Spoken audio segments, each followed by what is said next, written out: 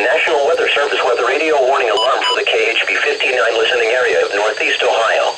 During potentially dangerous weather situations, specially built receivers are automatically activated to warn of the impending hazard.